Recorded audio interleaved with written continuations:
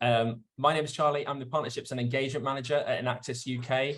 My role is to look after the corporate partnerships, the relationship between them and us, and also the relationship between those partners and the students, whether that's through employability events, such as the one we're at today, or our coaching program, or individual topic-led competitions that some of our partners run.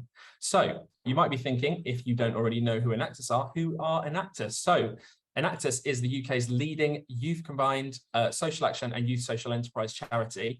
We develop thousands of young entrepreneurial spirits every single year.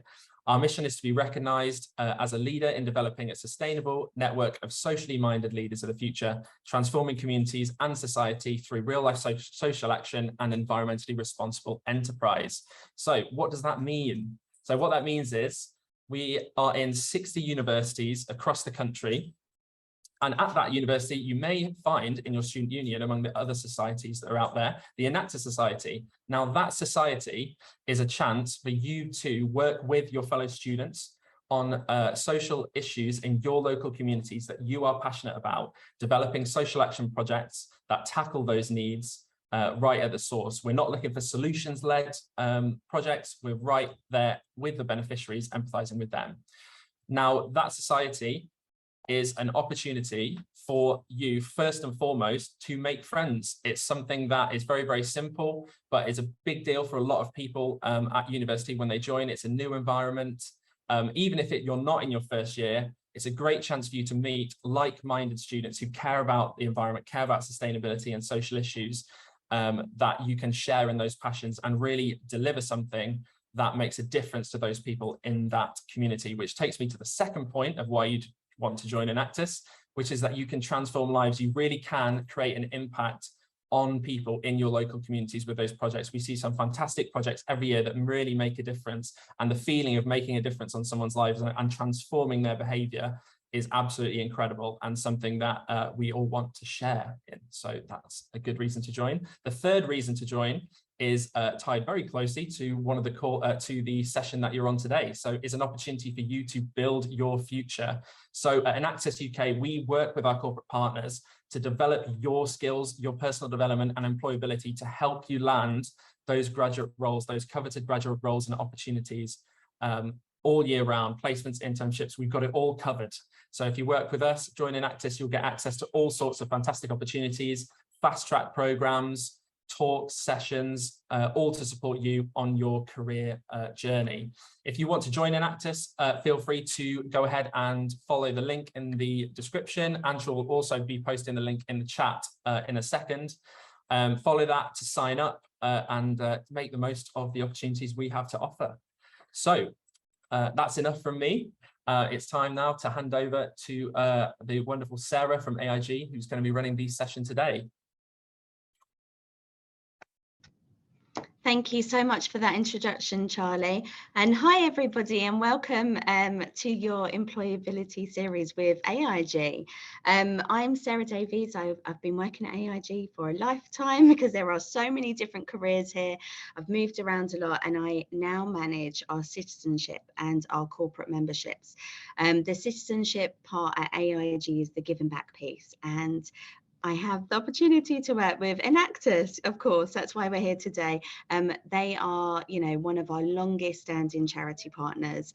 And yeah, we're so thrilled to be here today. I'm just going to share my screen so you can see our presentation. And while I'm doing that, I'll hand you over to Fiona. Thank you. Hi, my name is Fiona and I'm at AIG in the London office. I'm an underwriter in the team, and I think we will go on a bit later in the presentation about what underwriting is in particular. But for now, I'll keep it short. I'm an underwriter in the London team. Particularly, I look at underwriting insurance for mergers and acquisitions, so corporate transactions.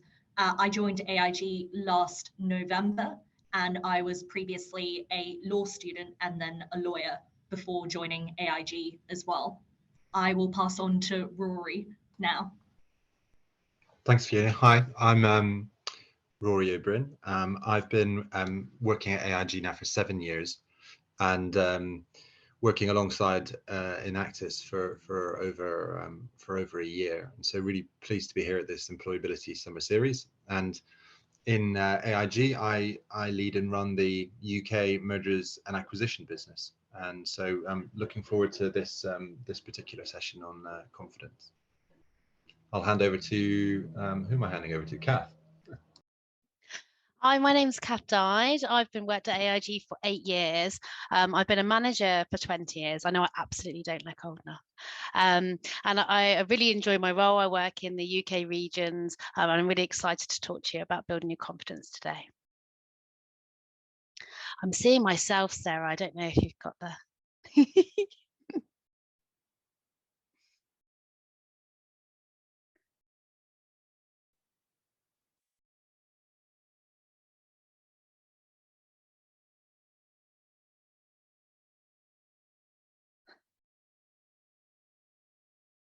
I'm so sorry. I thought we had this cracked, and we just set it all up in advance. I think I just have to go back to here. So sorry to do this.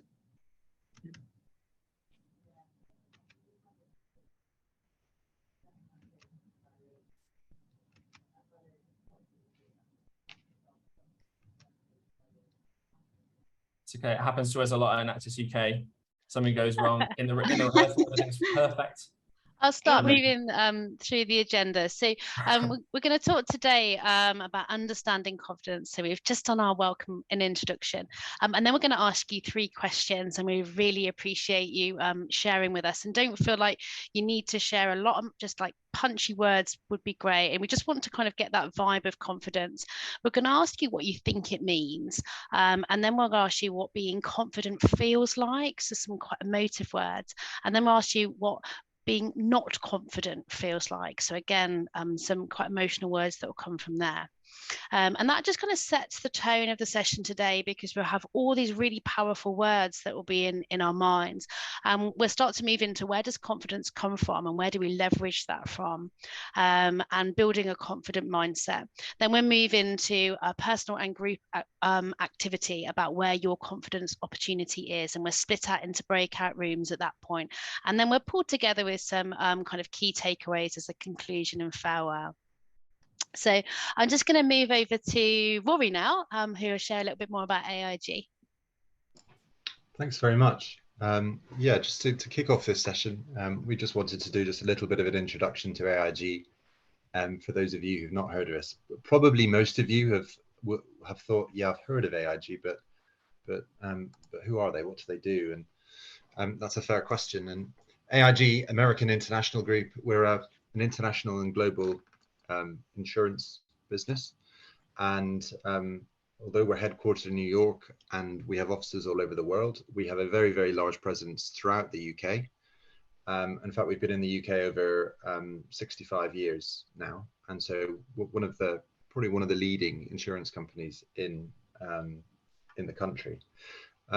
As an industry, insurance is huge. And so I know some of you will be thinking about, you maybe not decided on where you want to start your career and what you want to do. And many of you will be interested in doing things with a social purpose. And so insurance should definitely be on your list, because it's really about risk, and it's risk in society. What we do touches all elements of the economy and all elements of the country. I mean, everybody on this call will have had insurance of some sort. It's actually the largest sector in Europe. It's worth about £100 billion every year, and employs 400,000 people, with a further million working in roles that are related to insurance. And that's why when Sarah introduced herself, she said there's just so many different job opportunities and specialist roles in insurance to think about. And so, for example, the main role that our business will employ, and indeed Fiona introduced herself as one, as an underwriter. The people in our business who assess risk and decide whether to put out policies of insurance. And that could be in the areas of cyber, it could be political risk, it could be in health, it could be in any number of things. But there is just so much more. There are our claims professionals who adjust those claims and work out whether loss should be paid. We increasingly have data scientists who look at all the huge amounts of data that go into making good decisions about risk. We have a marketing team. Like any other business, we need to market what we do to our customers and consumers. And so we have large teams of marketing, including digital marketing, and the same then for sales, distribution.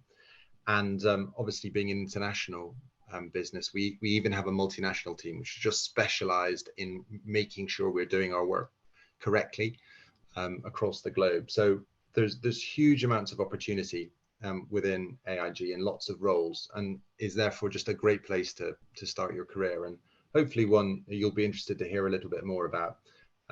As you may know, AIG does a lot with Enactus, and so we look forward to maybe meeting you again in the future and to today's session. And with that, I'll pass back to Kath.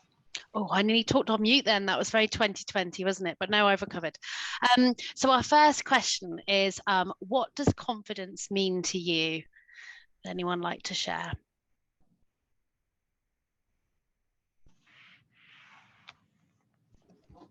I think the faith within us,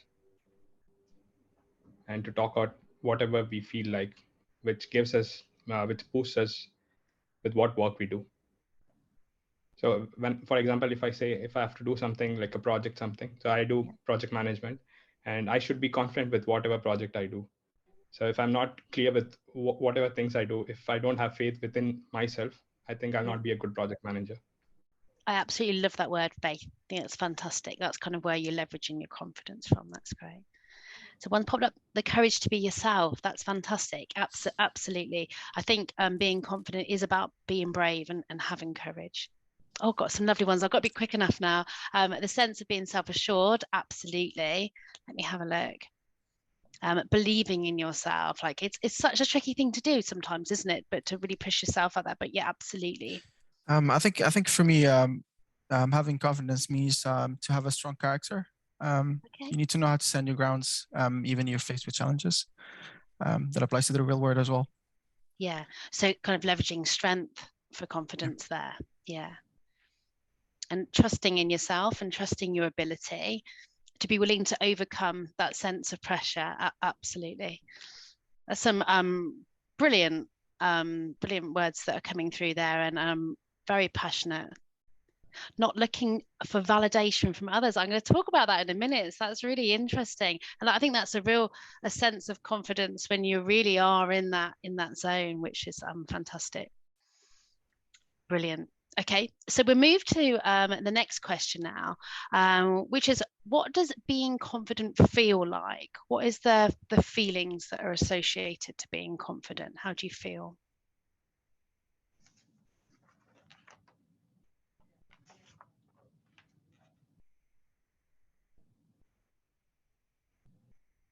I can't really help myself but associate it with power. Being confident can be powerful at times. Yeah. And what does being powerful feel like? What's the emotion that brings? It's reassuring to know that you've got your back some sort of way. Yeah. So reassurance, maybe a bit pumped, like a bit of adrenaline. Good, yeah. About a quiet inner knowledge that you're capable, and that's a bit of sass with that, isn't it? Like, I know I know I'm good. Yeah, I feel confidence to me is being grounded, to have wisdom and balance. That's lovely. Like that's a great harmony, isn't it? Within that. Lovely. Boost self-love and self-esteem. But what does that feel like? What does self-love feel like and self-esteem feel like? It's harder to put it in words, isn't it? It's very easy to say, like, I know what this is, but like, how does it make me feel? But you know, when I'm feeling confident, I've got I feel a higher self-worth. I feel really happy. I know that I'm feeling engaged, but it's an inner sass. It's like, I know I've got this and I know I can do it, and there's a strong self-talk, but overwhelmingly it's like excitement, like there's something going on there.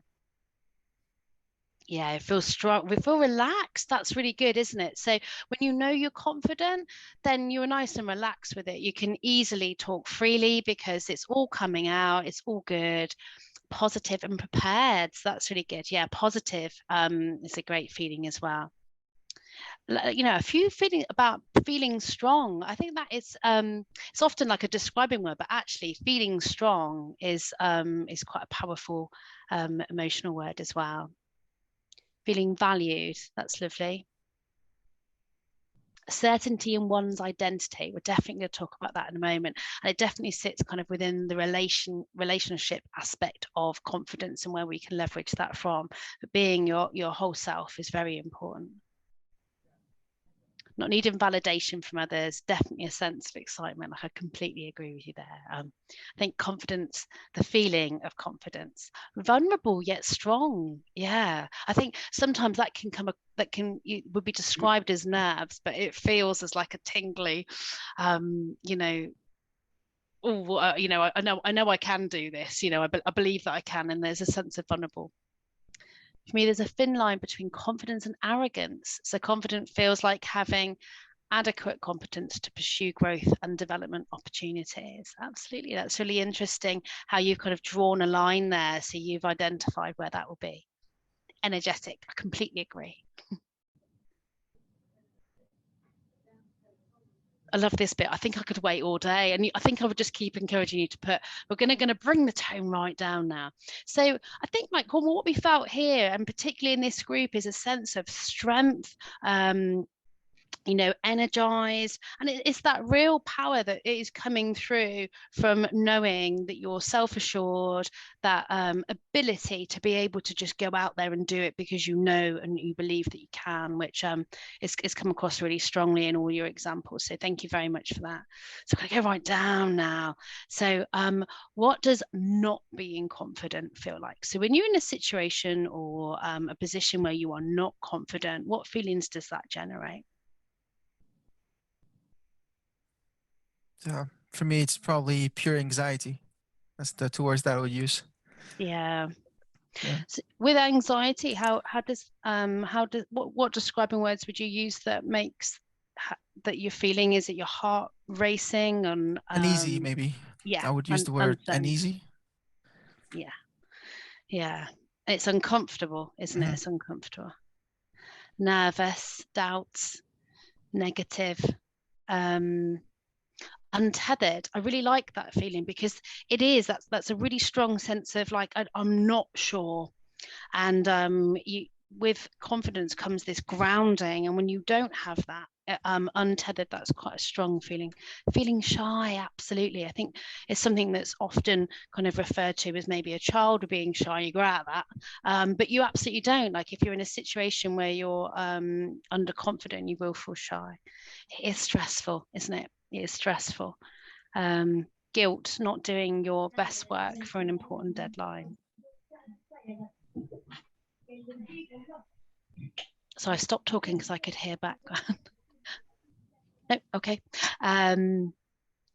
Low self-doubting, feeling not enough, absolutely. Inadequate. That's such a powerful word, isn't it? I don't feel confident, so therefore I feel inadequate. Like that's such a strong feeling. Excluded. What a difference in the words that we're feeling between when we feel really confident. These are both, both two slides, really strong words are coming through, but how motivating and inspiring when we feel confident, to the uncertainty and negativity around us not feeling confident. So I really want to shattered, absolutely. It's exhausting, isn't it, when you're not sure where you are, but I really want to thank you very much and for sharing on the chat and in person there. I think we've really got a really good sense of the power of being confident, and it comes before anything else. Like I know that you've got sessions coming forward about the power of your own brand, but actually before that it is about building that confidence and understanding where you can leverage that confidence from. And I think these few questions to begin with are really just to identify when you're really feeling it, when you know it, how powerful is that? You are unstoppable. You can achieve anything when you have got confidence within that. And when you are low in confidence, you might have all the goals and steps and objectives, but but actually what could hold you back or even prevent you from moving forward would be a lack of confidence in those areas. So we're going to thank you very much for participating. We're just going to have look a little bit more about kind of where confidence comes from. So now we know how important it is. Like, we definitely want to leverage it, right? Like that is now the most important thing that we want to do. And you know, I spent some time on a course within AIG. We work for a company who really develop us throughout our careers, regardless of how old we are. We're always getting that investment. Before I learned about this, I truly believed that my confidence only came from my technical ability, how much I knew something about that topic. And I would say when I started something, I was low in confidence because I didn't know enough about it. And the more I knew and the more I grew and the more I developed, then that's where I kicked into my confidence and understanding it. But it's only part of it. So kind of confidence sits in three areas, particularly as you're kind of branching out, starting out new. So when I talked to Sarah about this, I said it is so important that we talk to these university students about where confidence comes from, because I wish that someone had told me 20 years ago, like how I could be stronger and make more of myself by just doing those steps before to enhance my confidence. So obviously technical ability is part of it. I think when you know you can do something, you've proven you can, you've probably got a qualification that validates that you can. That is a really strong point because you're proud of yourself as well. So you can really leverage your confidence from your technical ability. If you're quite low in your technical ability, it might be that you've had a previous history of not being very good at that particular thing. And that reduces your capacity to be able to push yourself, to grow in your confidence in that area and to want to. So you might have even had it validated as low. And at this point, I normally say, when I was at school, I was told, I remember being in a parent-teacher session with my mum and dad, and the teacher saying she really struggles at maths. She really struggles with it. She finds it really hard. And that was a bit of a theme as I moved through my schooling, that was something that I wasn't good at it. This was then validated by the fact I didn't pass any maths exams, but I also felt like I'd already been confirmed. The expectation of me was incredibly low in maths. So I didn't really put any couldn't grow confidence. I didn't need to direct the effort there.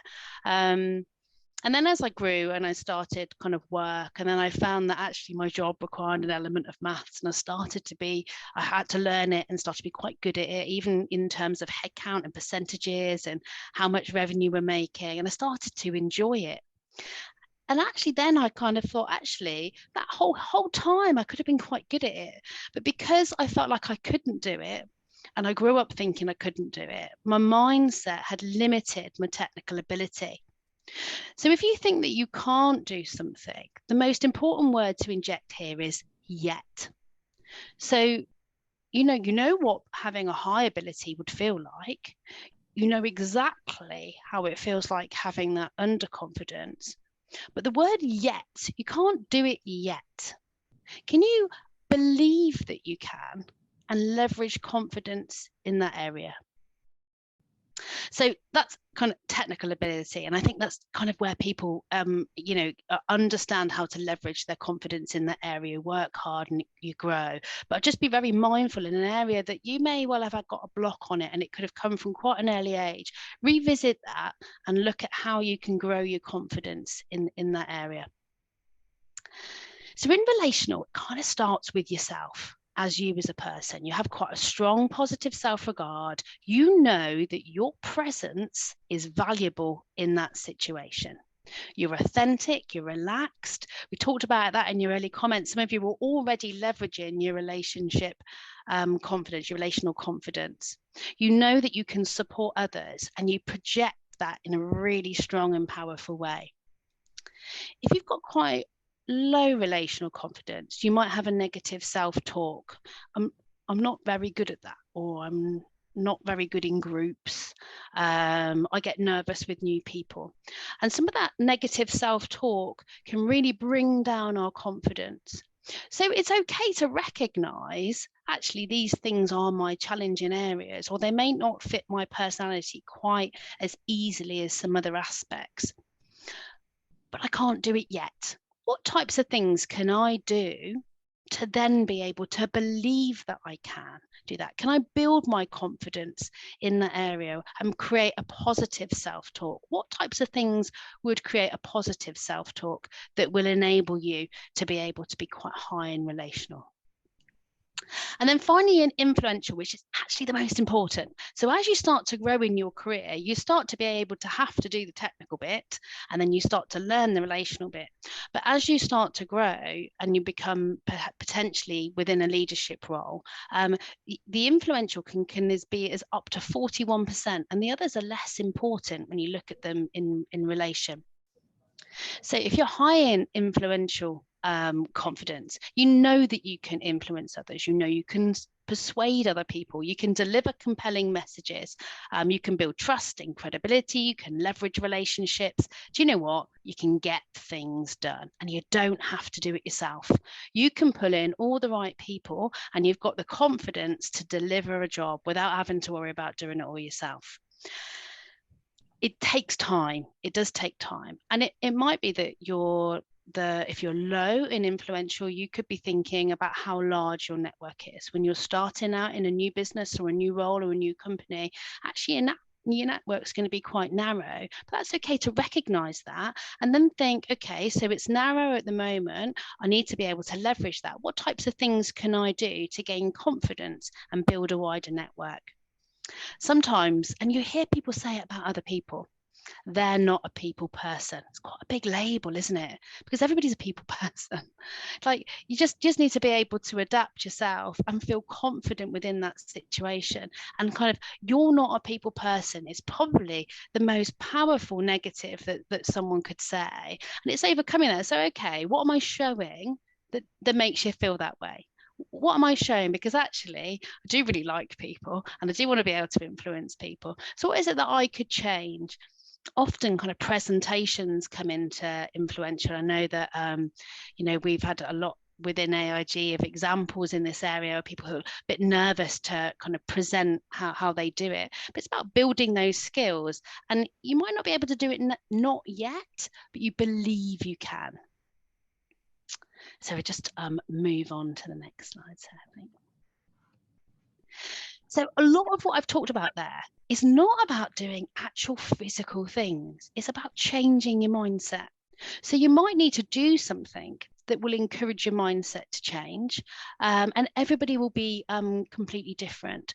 But the whole point that I really want to share with you is it's not just about the skills.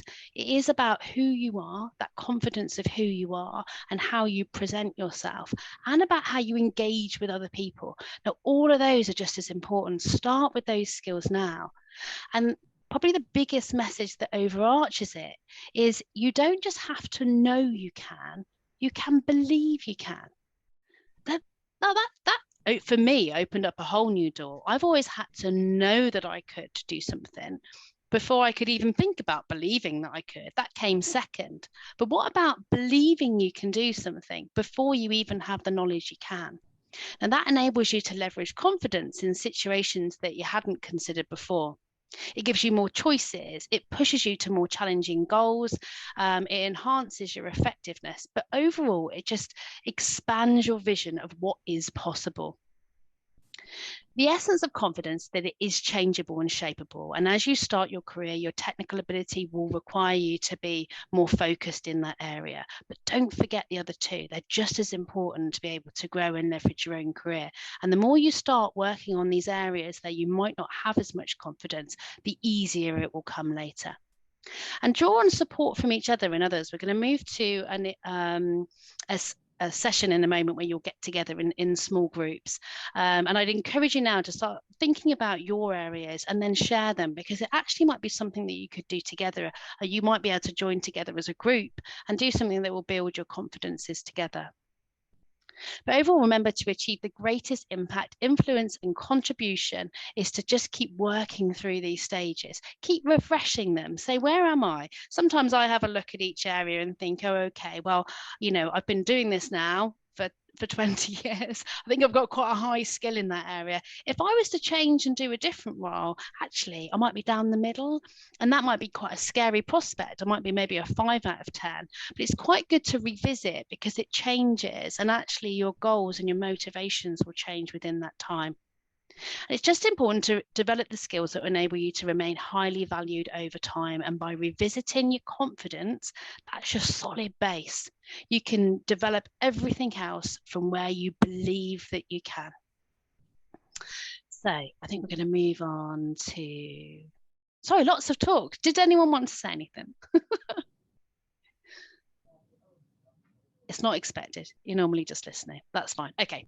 So we now want you to have a look at your confidence opportunity. Now, this is different from your career opportunity and your next steps on your development plan. This is, what are the areas within you where you need to build your confidence?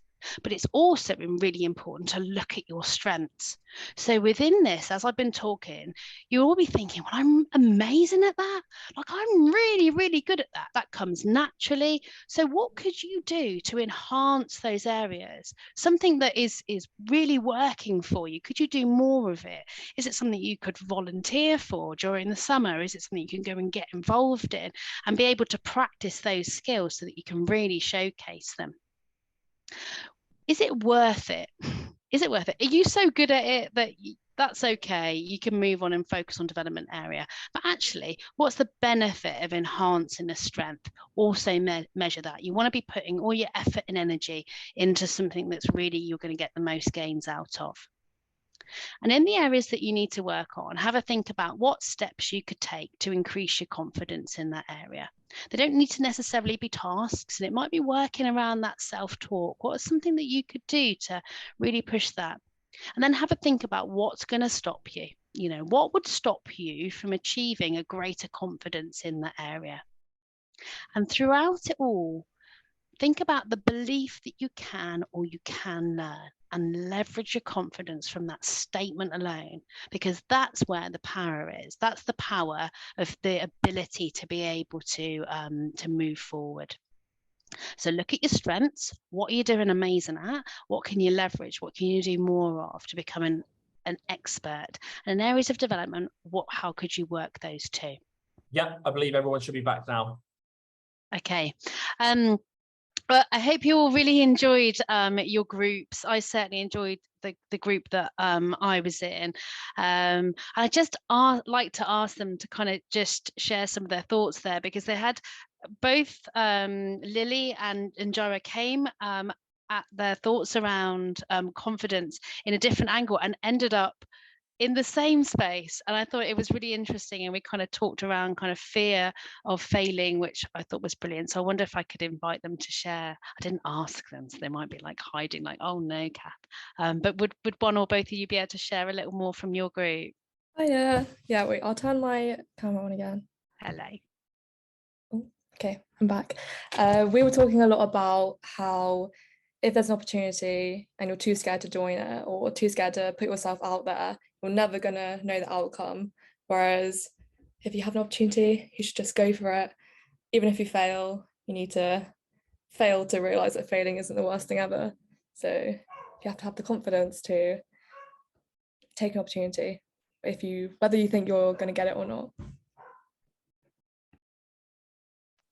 Thanks, Lily.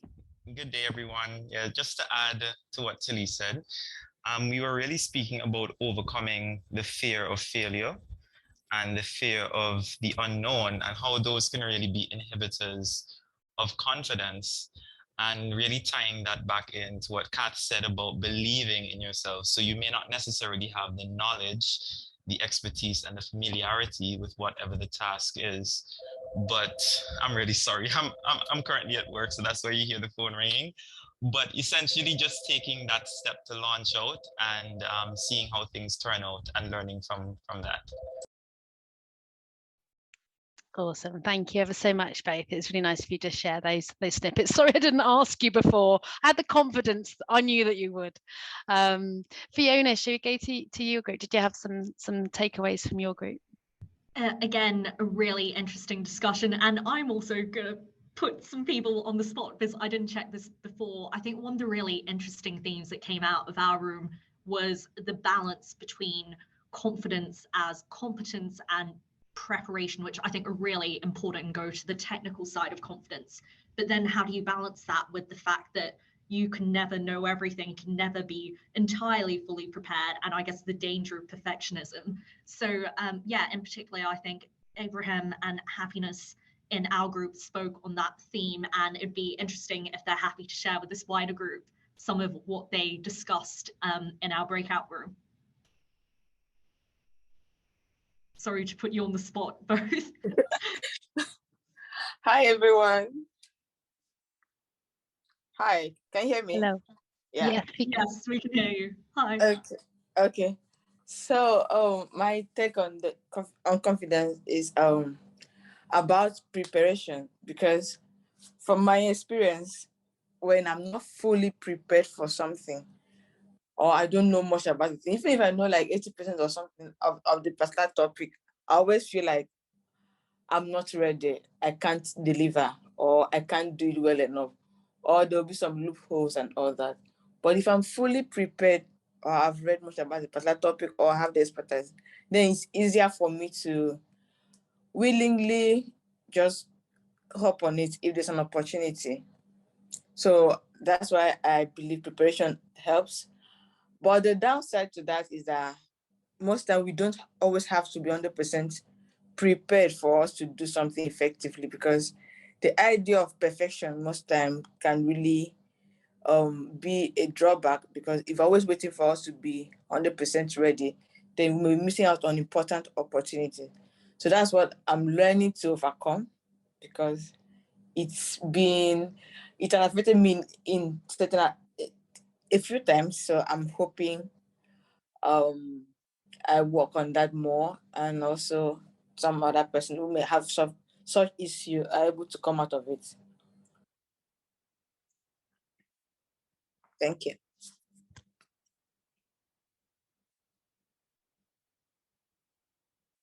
Thanks so much for that. And I don't know if Abraham also wanted to say something as well on subject of preparation and confidence and some of the other things we discussed in breakout room as well. Again, sorry to put you on the spot.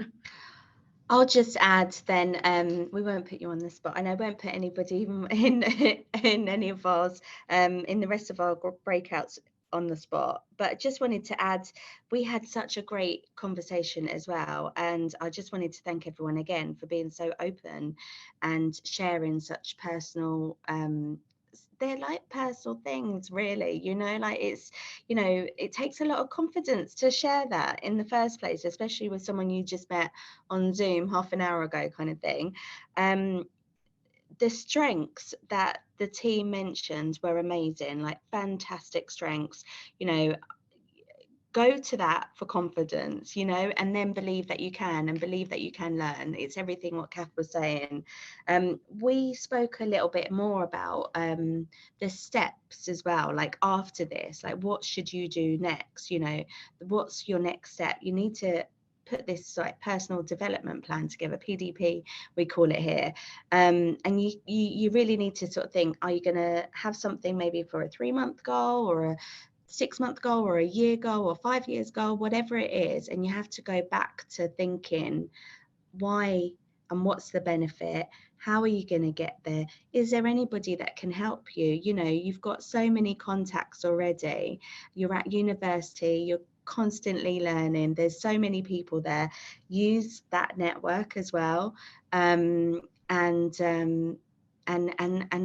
go back to reflecting. You know, we spoke about how this was like a really good opportunity to just spend a few more minutes doing something like this, because you don't often sort of sit back and think about this, and it's so important.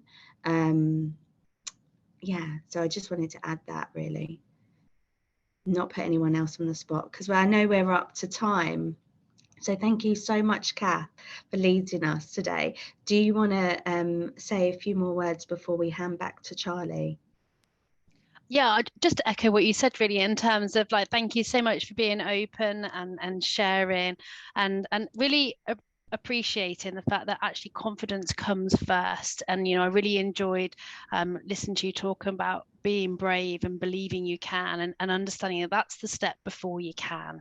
And there's a lot that can be achieved in that space. So thank you so much for your time. And I'm sure Rory's group had an amazing time as well. And I'm so sorry we've run out of time. Yeah, and pass back to Charlie. Thank you so much, everyone. Yeah, thank you so much, Sarah, Rory, Kath, Fiona, and actually, I think that might be it. I was just making sure I got everybody. I just want to say a massive thank you to AIG and you guys for delivering that presentation. It's absolutely fantastic and something really, really important that is often overlooked, I think, in people's when people reflect on their own experiences. I'm just going to share in the chat a quick link to please support these sessions by giving us a bit of feedback. It really, really does help us make future opportunities and future talks even better, even more impactful. So if you can just take a couple of minutes to click on that and fill out, it's only a few questions. It really, really does help us. So from me and everybody else, thank you so much for tuning in today. As I said, the recordings will be available 24 hours after the session, as well as all the other talks. And we look forward to seeing you on the next one next Wednesday.